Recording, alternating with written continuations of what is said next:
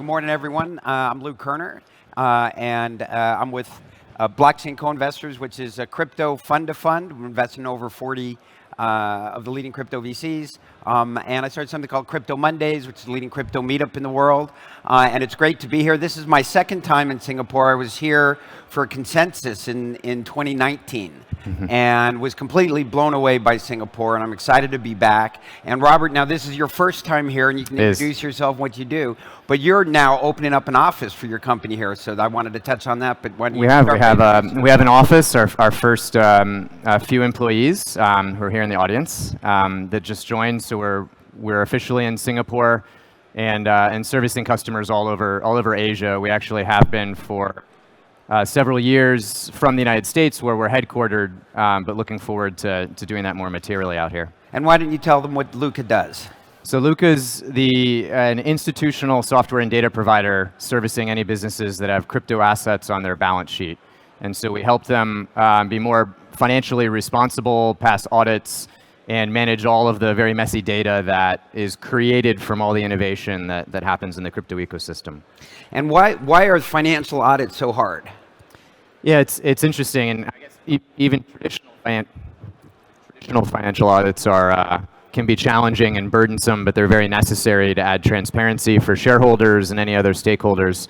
And so that all is consistent for crypto as well. However, there's a bunch of nuances that come with valuing these assets, organizing the data, that make what would usually be a traditional audit a lot more challenging. And so even the auditors are figuring out right now still how to audit crypto businesses effectively and in a more mature way. And so we're very, very deeply involved in a lot of those conversations at Lukka with our customers.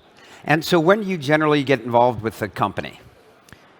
I'd say it varies, all different stages. Typically, earlier stage, they're less interested in our services because they're not quite ready to invest all the capital that they need to into their back office operations. They probably haven't been through a financial audit yet, or they're considering it. And then when they get to a mid stage or a later stage where they're developing more risk processes, hiring a compliance officer, chief risk officer, or being required to do a financial audit, that usually creates a phone call to us where we start commercial conversations.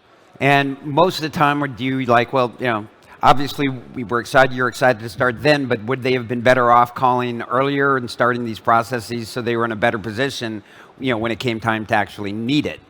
Absolutely. I mean, I think most would agree, particularly auditors, to be proactive in that approach. The earlier that you can prepare for an audit or any other risk processes that an organization is going to hugely pay off later. You don't want to be doing all that stuff when you're scaling and dealing with revenue, developing your products, and much easier to do at an earlier stage if you can afford to do it. And as a VC and a fund-to-fund, I'm always interested in how companies have been funded and kind of what your outlook there is. Want to share that little bit of that history? Sure. Our latest fundraise was Series E. It was on a $1.3 billion valuation.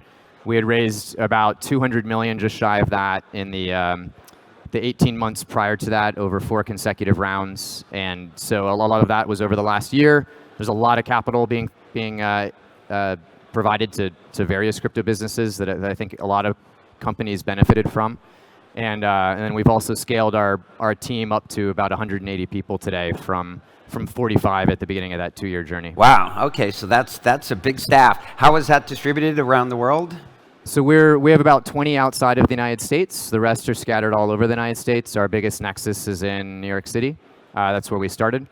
And we've just recently opened up an office in Zug, Switzerland, where we do have our first few employees that are there. In Singapore that I just mentioned, and then we're continuing to do that in several other locations. Really, wherever there's a large population of crypto businesses and right now, with all the scrutiny and the events that have happened, particularly this year, and a couple of the failures that we've seen, it's created, I think, a new sense of urgency and appreciation for risk management and some of the things that are a couple steps typically removed from generating revenue that these businesses are usually focused on during bull markets. And it's interesting because, on one hand, obviously, all of these failures have heightened the need for proper financial accounting. On the other hand, they've also, to some degree, contributed to crypto winter. And so, how has your business kind of grown, during the kind of the crypto winter period? It's interesting, and I think I wouldn't attribute the crypto winter to those failures. I would say they probably well, they didn't help. Worsened it. Right. And but I think the bigger macroeconomic causes, most people would agree. And I'm hoping that crypto markets peg. I'm sure a lot of people are depegged from these traditional markets. But regardless, when they are here, operational efficiencies are key. If you can make your business more resilient, and most of the businesses that have focused on that historically, and a lot of these are our customers, are very comfortable right now. They're looking at the current conditions as just a different set of opportunities from what they experienced during bull markets. And so I'd say there's a lot of very successful businesses right now that are thriving during these conditions. And we see some of them in the press acquiring other businesses and things like that. But there's definitely a lot. I mean, we might see less marketing and less public awareness that they're thriving, but it doesn't mean that they aren't. So. Yeah, no, I completely agree with you. I think resilience is, probably one of, if not kind of the most important characteristic for an organization to have, right? Because every organization goes through tough times, and crypto winter, right? Winter is always coming. Exactly. And it will again, right? And we're going to experience them. So I think these businesses being more resilient, it's amazing. A lot of younger companies are looking for an exit. They're creating some great products, but they're not trying to create a large, robust, mature business for the long run. They're looking to be acquired or some other form of an exit. And I think the few that are focusing on just building very large, mature businesses, and they're not focused on the exit strategy, tend to be a little bit more risk mature because they have a stronger appreciation for the capabilities that'll enable them to last for that period. That makes a lot of sense. Now, as you got such a global business, how do you kind of see the kind of global landscape for crypto? Yeah.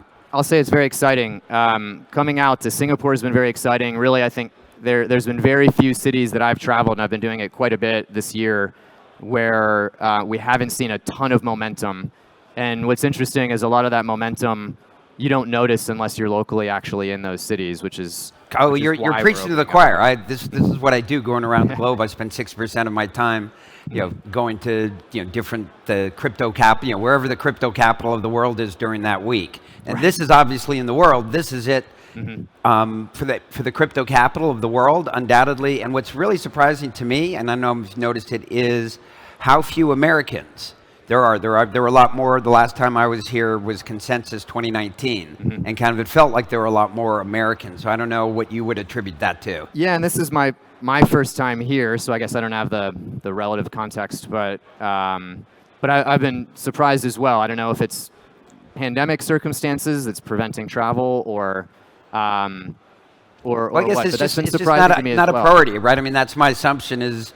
And it's winter, so I'm sure that's a part of it too for these companies. But were you at Mainnet in New York? I was at DAS and some of the other events that that preceded it, because that's where I was last week, and I'd been at NearCon in Lisbon the week before that, and ZenCon in Milan the week before that, and Mainnet to me and DAS. I don't know if you feel. I was surprised at how subdued the whole vibe felt, and that's because I think, New York, so, Mainnet at least is a lot of investors who are more focused on the token price, I think, than the builders that were at the different conferences. But here, again, I feel there's just a lot more excitement here than I felt. I don't know, how you would contrast it to DAS.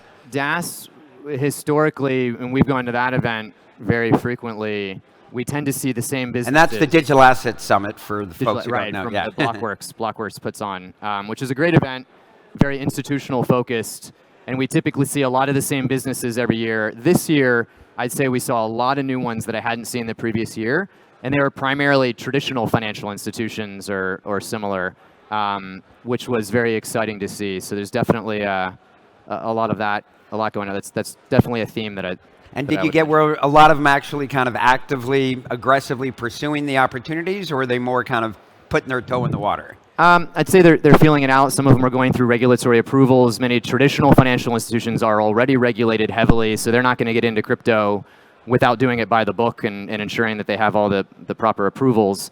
And their businesses are much more regulated in a straightforward way.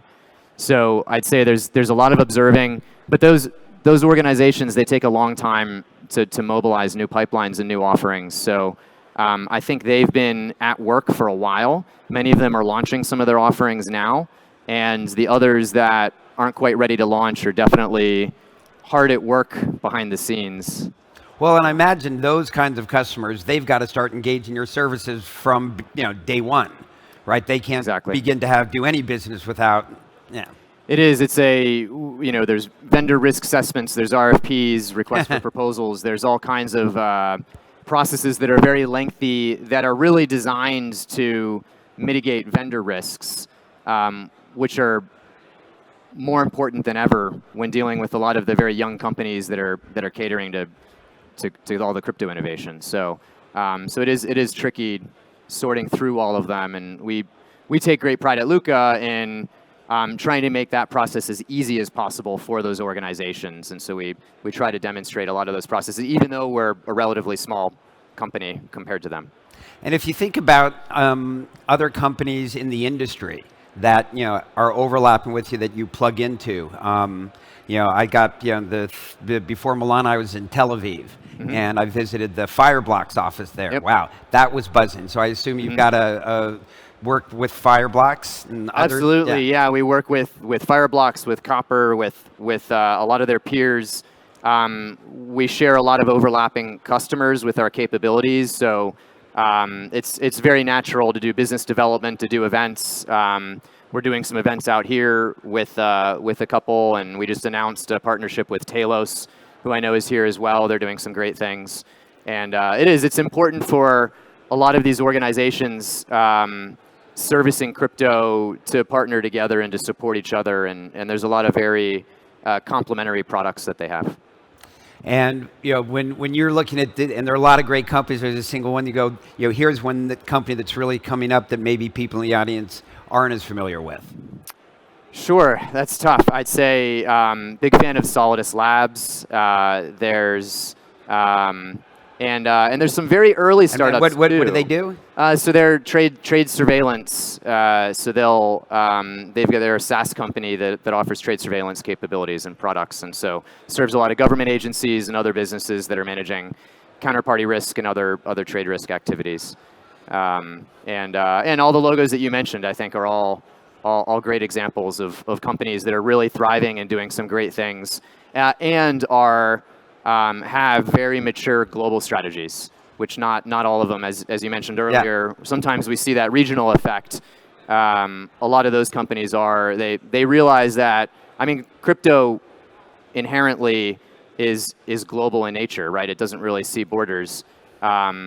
We see the borders form a little bit due to the regulatory restrictions, but the underlying technology doesn't have those limits. So I think it's very natural for the businesses to do the same.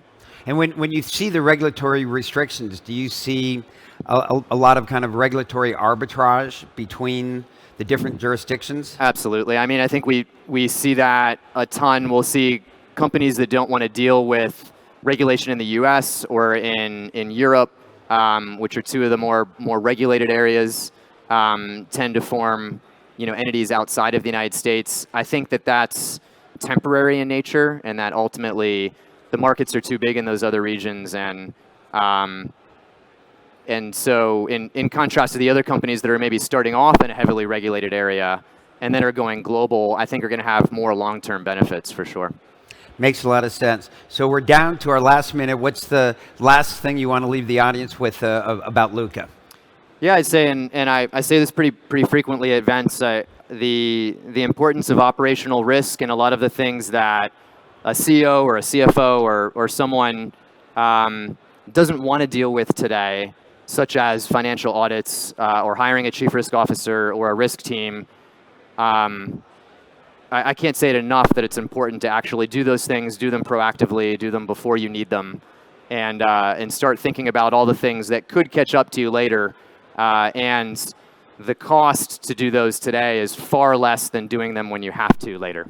Yeah, I don't think anybody ever said, the biggest mistake I ever made was focusing too much on risk. Right. It's kind of like cybersecurity as well, right? Exactly. Let's give Robert a big hand. Thank you. And thank you.